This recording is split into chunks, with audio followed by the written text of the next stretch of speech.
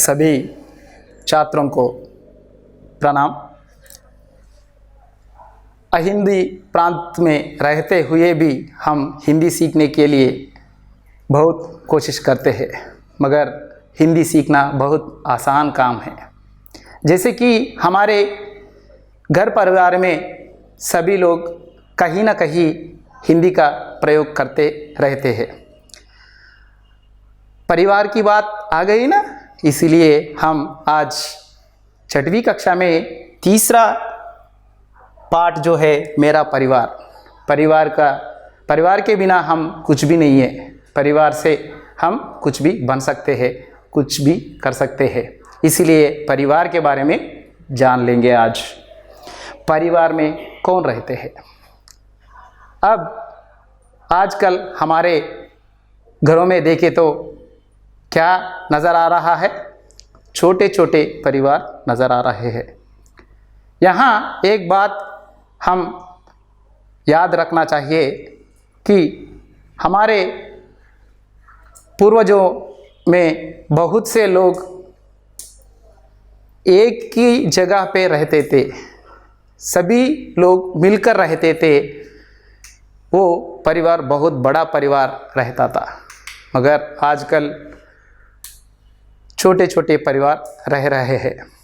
जैसे हमारे परिवार में दादाजी रहते हैं, दादी जी रहती है, माँ रहती है, बहन, भैया, पिताजी, माँ ऐसे रहते हैं। इसके बारे में एक गाना हमारे पुस्तक में दी गई है, उस गाने के बारे में हम एक बार जान लेंगे। दादा पढ़ते हैं अखबार, पापा जाते हैं बाजार। दादा पढ़ते हैं अखबार, पापा जाते हैं बाजार। दादी मीठ गीत सुनाती, माँ अच्छे पकवान बनाती। एक बार फिर से दोहराएंगे इसको।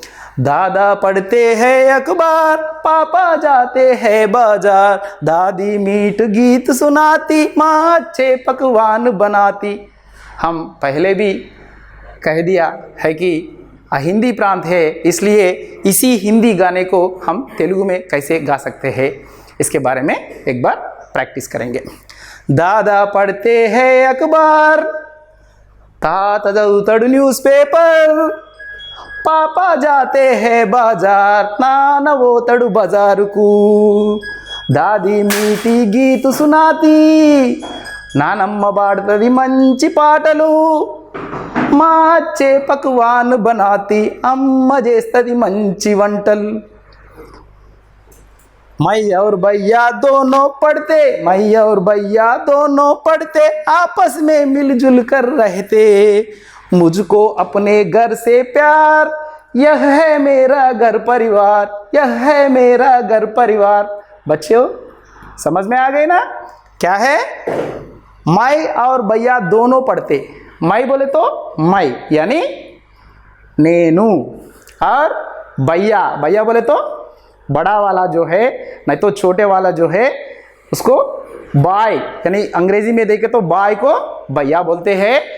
उसको मैं और भैया दोनों, दोनों यानी दोनों, मैं और भैया दोनों मिलके क्या करते हैं? पढ़ते हैं। आपस में मिलजुल कर रहते हैं। आपस में ఎప్పుడు కూడా కలిసి మెలిసి ఉంటాం। इसके बारे में हम एक बात कह सकते हैं। इससे पहले पुस्तक में ये दिया जाता था कि आपस में कभी कभी आपस में लड़ते, ऐसा रहा करती थी, मगर अब आपस में मिलजुल कर रहते। ये शब्द नया है, वो नया शब्द इसमें जोड़ दिया गया। मुझको अपने घर से प्यार, जब कभी भी किसी को हम पूछे तो क्या कहते हैं? मेरे पापा मुझे बहुत पसंद है, मेरे माँ मुझे बहुत पसंद है, ऐसे कहते हैं ना बेटे? हाँ जरूर कहते। मुन्नू तुझे पता है ना? हाँ। मुझको अपने घर से प्यार, किससे प्यार है? मुझको यानी नाकू। किससे प्यार है? मेरे घर से प्यार है। यह है मेरा परिवार। यह क्या है? मेरा परिवार है। परिवार में क्या कौन कौन रहते? दादा रहते हैं, दादी रहती है, माँ रहती है, पापा रहते हैं, बहन रहती है, भैया रहते हैं, ऐसा इन सभी को मिला के हम क्या कहते हैं, परिवार कहते हैं।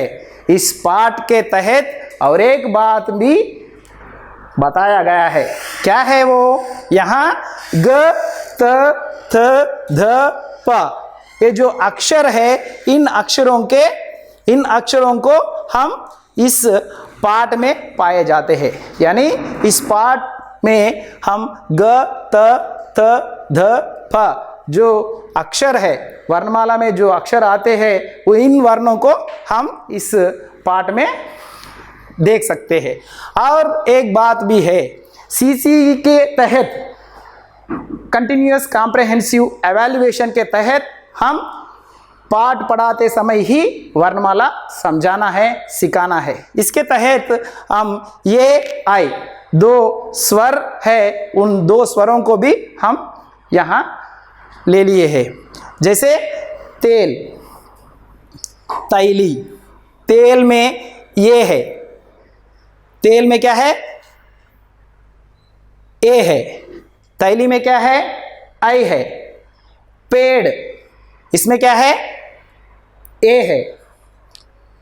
एक, यहां डायरेक्ट ए का प्रयोग किया गया है। ऐनक, यहां क्या किया गया है, आई का प्रयोग किया गया है। ऐसा हम मेरा परिवार जो पाठ है आसान से हम पढ़ सकते हैं।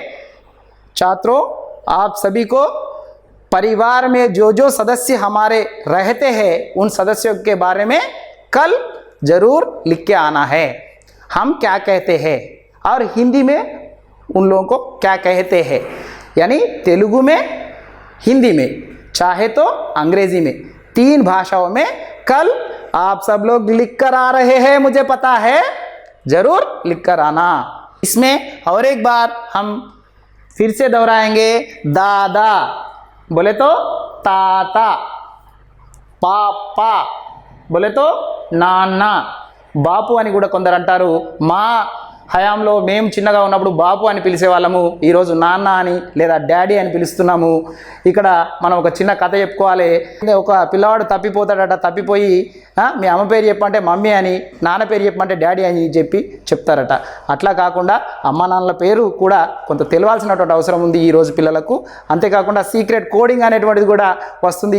ఈరోజు పిల్లల్ని కిడ్నాప్ చేసేటువంటి సందర్భంలో మా నాన్న పంపించాడు అని చెప్పేసి తీసుకుపోయేటువంటి సందర్భంలో ఒక పిల్లవాడు అడిగిండట, మా నాన్న పంపించాడు కదా, మా నాన్నకు నాకు మధ్య ఒక కోడ్ ఉంటుంది, ఆ కోడ్ నీకు చెప్పి పంపించి ఉంటాడు నాకు తెలిసి, కాబట్టి ఆ కోడ్ చెప్తే నేను నీ వెంబడి వస్తా అని చెప్పేసి ఒక పిల్లవాడు అడిగిండట.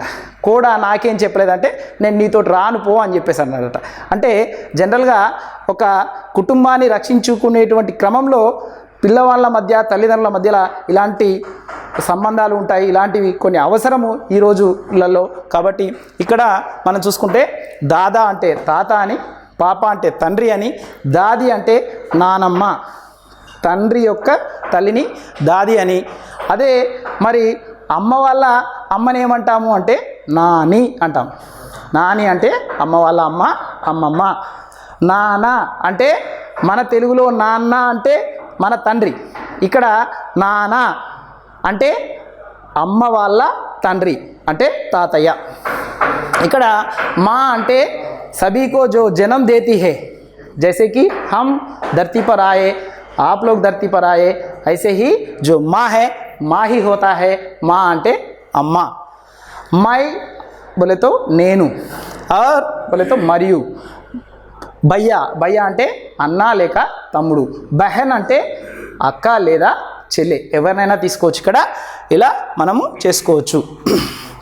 ఇక ఈ పాఠం గురించి మీ అందరూ చక్కగా అర్థం చేసుకున్నారని చెప్పేసి నమ్ముతూ రేపటి పాఠంలో మనం మళ్ళీ కలుద్దాం. ఈ పాఠానికి సంబంధించి అక్షరాలు అన్నీ కూడా మీ చూచివ్రాత కాపీలలో ఖచ్చితంగా రాసుకొని రావాలని చెప్పేసి కోరుతున్నాను. మరొకసారి గుర్తు చేస్తున్నాను, शिरोरेख के सहारे ही हम हिंदी लिखना ज़रूरी है. जब हम आ लिखते हैं शिरोरेख ज़रूरी है. और తెలుగు విషయానికి వస్తే అక్షరాలను కూరాడి కుండలు కదా కూర్చుండబెట్టినట్టుగా లైన్ల మీద కూర్చుండబెడతాం. ఇంగ్లీషు ఎలాగైనా రాయవచ్చు, కానీ హిందీ విషయానికి వస్తే ఎప్పుడైతే మనకు లైన్స్ ఇస్తారో ఆ ఇచ్చినటువంటి లైన్స్లలో రేపు చూచివ్రాత రాసుకురమ్మని చెప్పాను కదా, కాబట్టి ఖచ్చితంగా చూచివ్రాత రాసేటప్పుడు గుర్తుపెట్టుకోండి, ఇలా రాయడము మర్చిపోకండి. అంటే ఒక చెట్టుకు కాయలు కదా కొమ్మకు కాసినట్టుగా అక్షరాలన్నీ కూడా వేలాడుతున్నట్టుగా పై గీతను ఆసరాగా చేసుకొని రాయాలి. అలా రాసినప్పుడు హిందీ చక్కగా అర్థమవుతుంది, చక్కగా దిద్దగలుగుతారు పేపర్లు దిద్దేటువంటి వాళ్ళు. కాబట్టి ఈ విషయాన్ని కూడా ఖచ్చితంగా గమనించండి.